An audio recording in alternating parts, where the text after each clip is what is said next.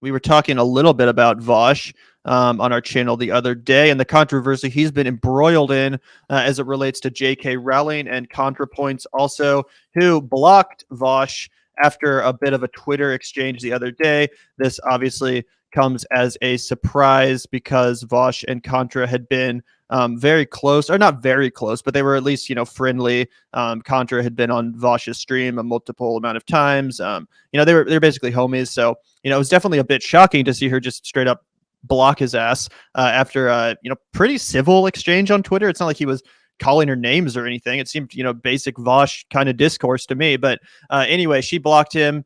But Vaush then came back and shared this video, Contra's own words, Natalie Wynn's own words.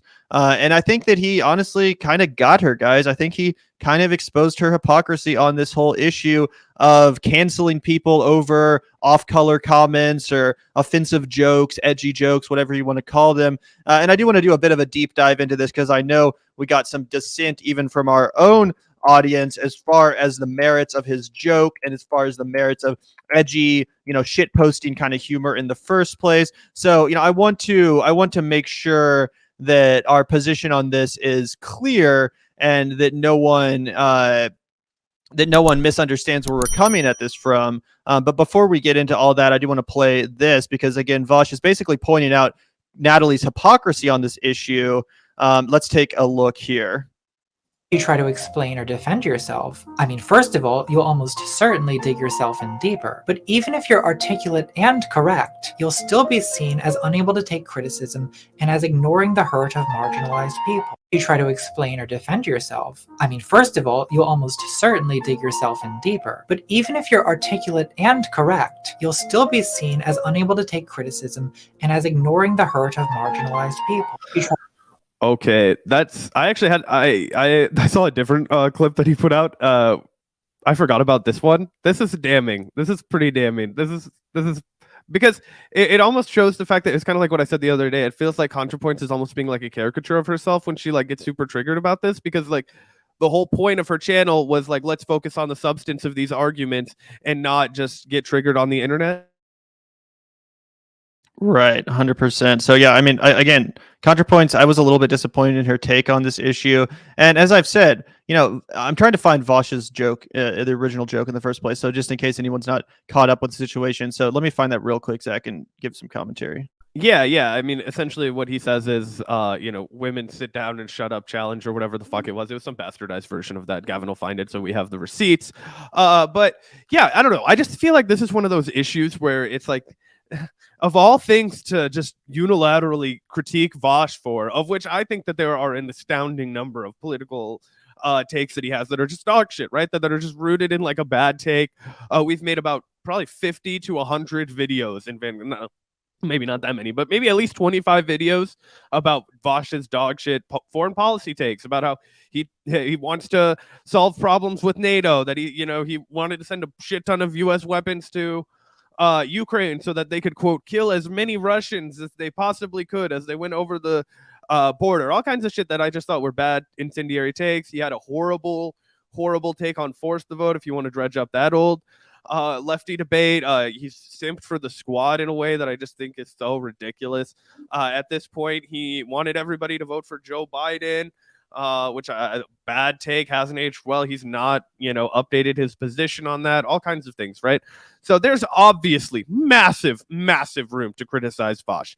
And I actually feel uncomfortable that I found myself on Coconut Island for a little bit, having to defend him, because I just don't think that it's a good look for the left to melt down over what's an obvious sarcastic tweet with really good intentions and try and pretend like this dude is some traitor to the left that needs to be ostracized and outsized from YouTube. No, what the fuck? People be he has no homo on BreadTube anymore after this ridiculousness. And it's just everybody needs to settle down.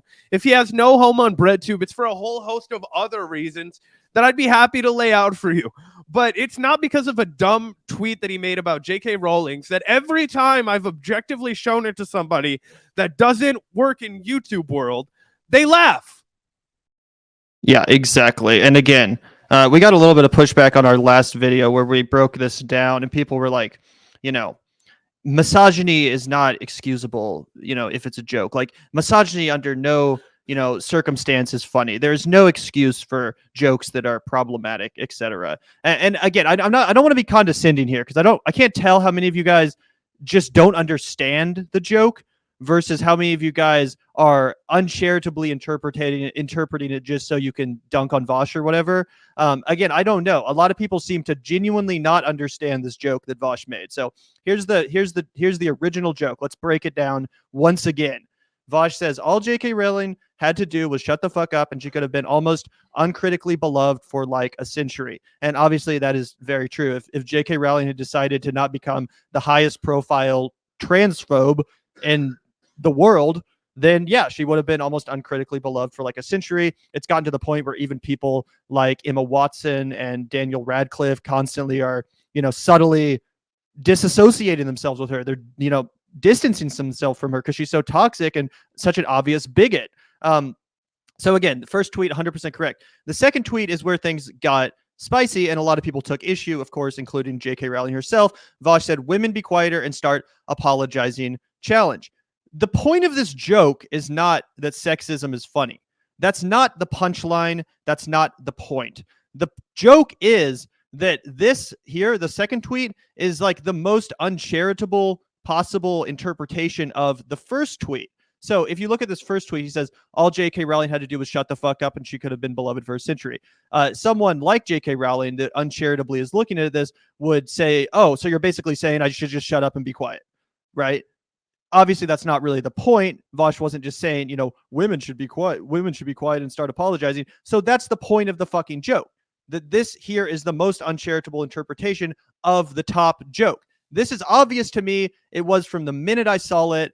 Literally just, easy, done. Okay, whatever. Shit post, edgy joke. Let's move on. But now everyone is pearl clutching, fucking virtue signaling, acting like, oh, how dare you make a off-color joke that's slightly edgy, that's slightly offensive. Like, no, do you actually think that this is something that Vaush believes? Do you actually think that this is like, and again, we don't even defend Vaush. We barely like the guy. I disagree with him more often than not.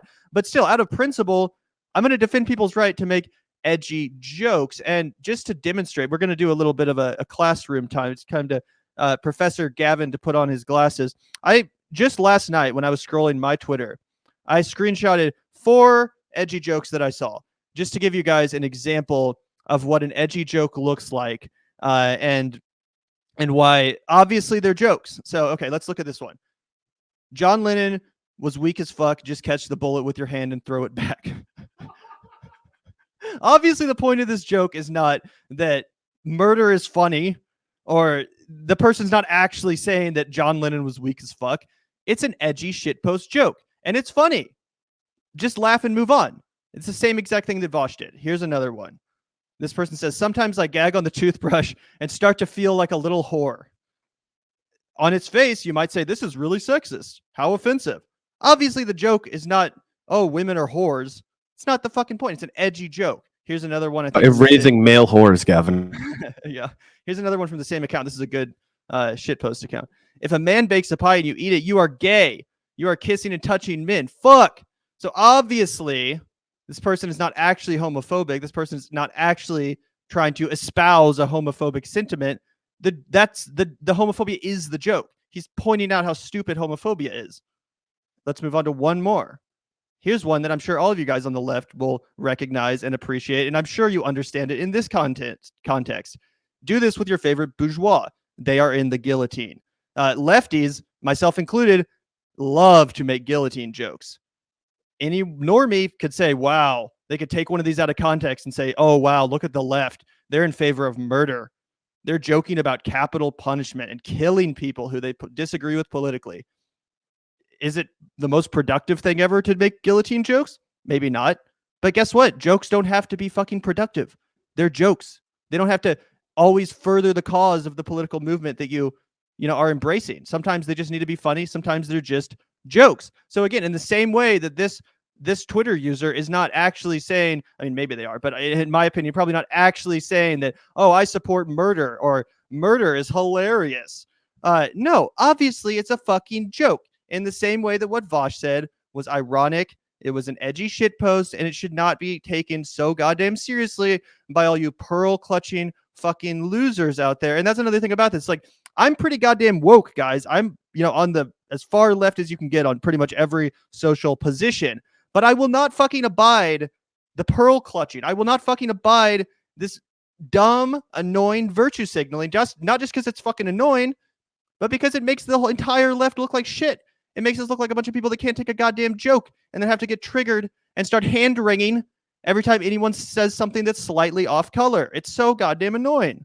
Yeah, it's exactly what we were talking about with Ben Burgess the other day. Like when Ben Burgess went on Joe Rogan, a bunch of fucking liberals got pissed off that he didn't just like fucking flail his hands and get all triggered and, raise points of personal privilege and, all kinds of shit like that create a caricature and a mockery of the left. You want to know why? Those people don't want the actual left to succeed. They want us to be just these societal outcasts, mocked, whatever. So what you have to understand is that 100%, none of us, including Vaush, by the way, in this particular instance, would ever waver on our commitment to trans solidarity, LGBTQ solidarity. When it comes to the meat and potatoes of this, but getting triggered out of some faux righteousness, it's not helpful to anybody. It's the same people that get fucking worked up and pretend to care about anything. And then when the meat and potatoes come down to it, it's like, oh, well, that's not the spicy thing to get worked up about today. So, it's not actually that interesting. And it also just makes anybody else who would be sympathetic to our ideas, right? Most people that you talk about fucking, if you put a gun to your head, hey man, bathroom laws, that's pretty fucked up.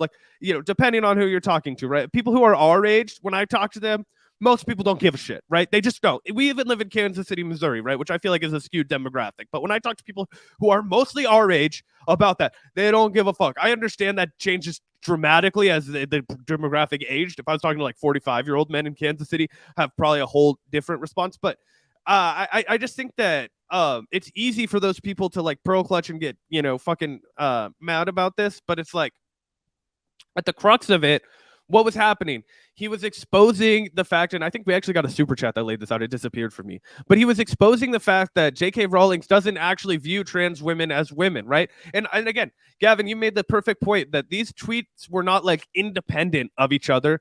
It wasn't like he tweeted this one day and then 6 weeks later, he tweets at JK Rowling this other tweet that's oh, you need to be quiet and whatever. No, he was replying to his original tweet, making another joke. It was a follow-up joke. It was like you said, like a disingenuous translation. And he was beating her to the punch on it. That's what made me laugh. That's why I thought it was funny. Everybody's like, oh, these two bros think misogyny is so funny. No, I actually think a well-crafted 1-2 punch that apparently outsmarted a lot of people on the internet was pretty funny, right? No, she was walking into his trap. He, of course he was going to say that. So anyway, I'll read your super chat, Justbinia. Thank you so much for the $10 donation. The point of the joke is that JKR doesn't think trans women are women. Exactly. And she silences them all the time. The joke is Vaush treating JKR like she treats trans women. Bingo. Yeah, it's not just oh, misogyny's funny, bro. No, it was just a joke that was showing how ridiculous on its face JK Rowling's caricature of the trans community and the trans experience is. She always does the thing where she'll immediately talk about oh, look at this one instance where a person at a battered women's shelter was assaulted by a person who identified as transgender, and then it's ignoring the mountains of data that actually trans women are the most likely victims of both sexual and domestic abuse in the entire fucking world. But anyway, I digress.